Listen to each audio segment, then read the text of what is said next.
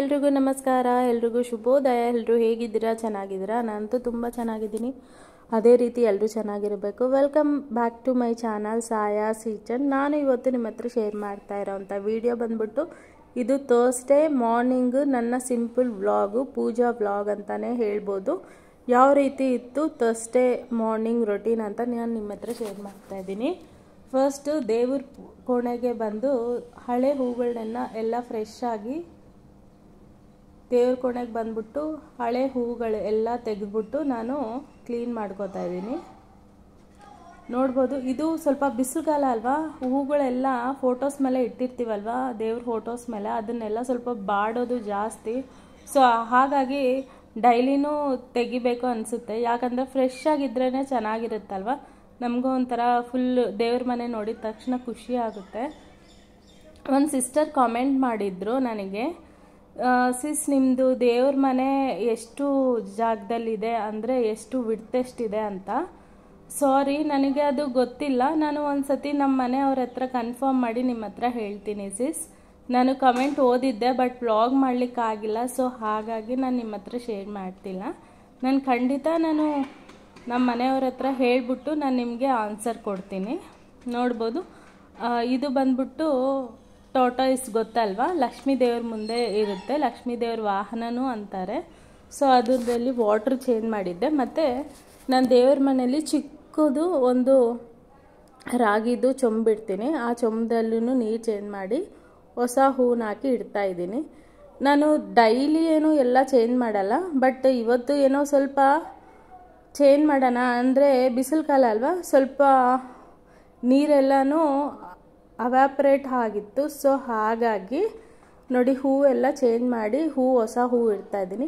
ಈ ಹೂವು ನಾನು ಕ್ಲೀನಾಗಿ ವಾಶ್ ಮಾಡಿ ಕೊಳಾಯಿ ಕೆಳಗಡೆ ಇಟ್ಬಿಟ್ಟು ಸ್ಟ್ರೈನ್ ಬಟ್ಲು ಇರುತ್ತಲ್ವ, ತೂತ್ ಬಟ್ಲು, ಅದರಲ್ಲಿ ಹಾಕಿಟ್ಟಿದ್ದೆ. ನೀರೆಲ್ಲ ಸ್ಟ್ರೈನ್ ಆಗೋಗುತ್ತೆ.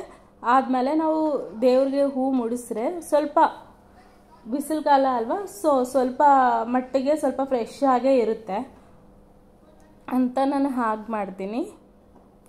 ನೋಡ್ಬೋದು, ಫೈನಲ್ ಆಗಿ ದೇವ್ರ ಮನೆ ಎಲ್ಲ ಕ್ಲೀನ್ ಆದಮೇಲೆ ನಾನು ಹೂವು ಯಾವ ರೀತಿ ಅಲಂಕಾರ ಮಾಡಿದ್ದೆ ಅಂತ ನಾನು ತುಂಬ ಸತಿ ಹೇಳಿದ್ದೆ. ನನಗೆ ದೇವ್ರ ಮನೆಗೆ ದೀಪ ಬೆಳಗಿಸೋದು ಮುಖ್ಯ ಅಂತ.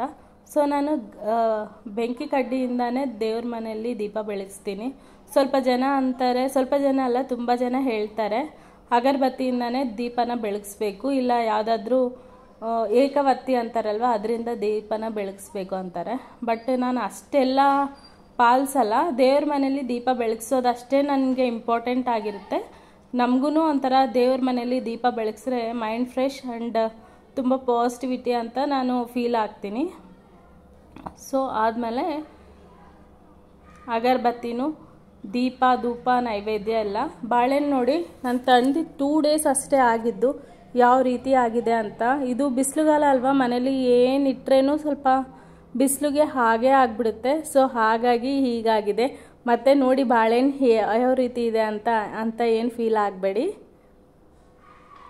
ನೋಡಿ ನಾನು ಪೂಜೆ ಯಾವ ರೀತಿ ಮಾಡ್ತಾಯಿದ್ದೀನಿ ಸಿಂಪಲಾಗಿ ಅಂತ. ನಾನು ಪೂಜೆ ಮಾಡ್ತಾ ಇರಬೇಕಾದ್ರೇ ನಾನು ಇವತ್ತು ಬಂದ್ಬಿಟ್ಟು ಗುರುವಾರ, ಅಂದರೆ ಗುರುಗೆ ಸಂಬಂಧಪಟ್ಟಿರೋ ವಾರ. ಸೊ ಹಾಗಾಗಿ ನಾನು ದೇವರು ಮನೆ ಪೂಜೆ ಮಾಡಿಕೊಂಡು ಅದೇ ರೀತಿ ನಾನು ಬ್ಯಾಕ್ಗ್ರೌಂಡ್ ಸಾಂಗ್ಸ್, ಅಂದರೆ ನನ್ನ ಟಿವಿಯಲ್ಲಿನೂ ನಾನು ಗುರುಗಳಿಗೆ ಸಂಬಂಧಪಟ್ಟಿರೋ ಅಂಥ ಸಾಂಗ್ಸ್ ಹಾಕಿದ್ದೆ.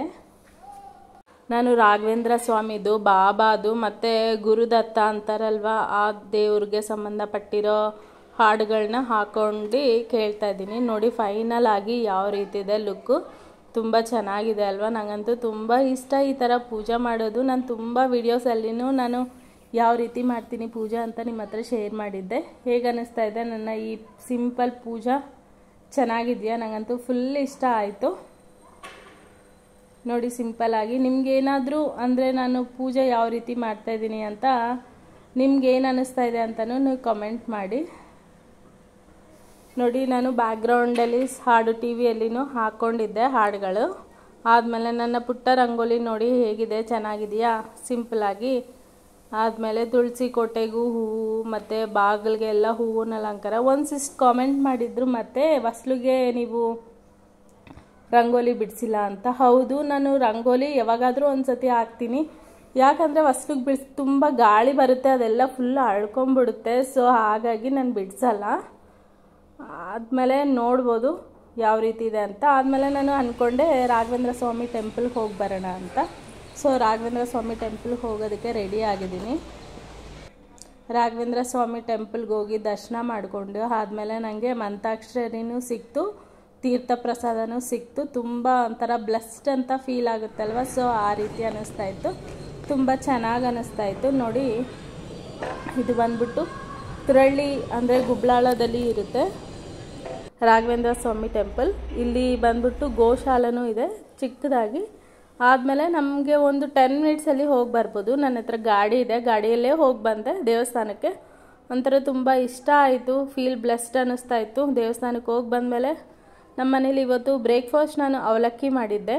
ಬ್ರೇಕ್ಫಾಸ್ಟ್ಗೆ ಅವಲಕ್ಕಿ ಮತ್ತು ಬಾಕ್ಸಿಗೂ ರೈಸ್ ಆ್ಯಂಡ್ ಸೊಪ್ಪು ಸಾರು ಮಾಡಿದ್ದೆ. ಸೊ ಅಡುಗೆ ಎಲ್ಲನೂ ರೆಡಿ, ಏನೂ ಇಲ್ಲ ಇನ್ನು ಕೆಲಸ. ಟಿಫನ್ ಮಾಡಿಬಿಟ್ಟು ಟ್ಯಾಬ್ಲೆಟ್ಸ್ ಹಾಕ್ಕೊಂಡು ಒಂಚೂರು ಸುಸ್ತಾಗಿದೆ. ಸೊ ಹಾಗಾಗಿ ಟ್ಯಾಬ್ಲೆಟ್ಸ್ ಎಲ್ಲ ಹಾಕ್ಕೊಂಡು ರೆಸ್ಟ್ ಮಾಡೋದು ಅಷ್ಟೇ. ಆದಮೇಲೆ ಮತ್ತೆ ನನ್ನ ರೊಟೀನ್ ಇದ್ದೇ ಇರುತ್ತೆ. 4:30ಗೆ ನನ್ನ ಆಫೀಸ್ ವರ್ಕ್ ಸ್ಟಾರ್ಟ್ ಆಗುತ್ತೆ. ಹೇಗೆ ಅನ್ನಿಸ್ತಾ ಇದೆ ನಿಮಗೆ ಈ ವಿಡಿಯೋ ನಿಮಗೆ ಒಂಚೂರಾದರೂ ಇಷ್ಟವಾದಲ್ಲಿ ಒಂದು ಲೈಕ್, ಶೇರ್, ಕಾಮೆಂಟ್ ಮಾಡಿ. ಅದೇ ರೀತಿ ನನ್ನ ಚಾನಲ್ನ ಇನ್ನೂ ಯಾರಾದರೂ ಸಬ್ಸ್ಕ್ರೈಬ್ ಮಾಡ್ಕೋದಿರ ಹಾಗೆ ನೋಡ್ತಾ ಇದ್ದರೆ ದಯವಿಟ್ಟು ಸಬ್ಸ್ಕ್ರೈಬ್ ಮಾಡ್ಕೊಂಡು ನೋಡಿ. ಹೇಗಿದೆ ಅಂತ ಮರಿದೇ ಕಾಮೆಂಟ್ ಮಾಡಿ. Thank you very much.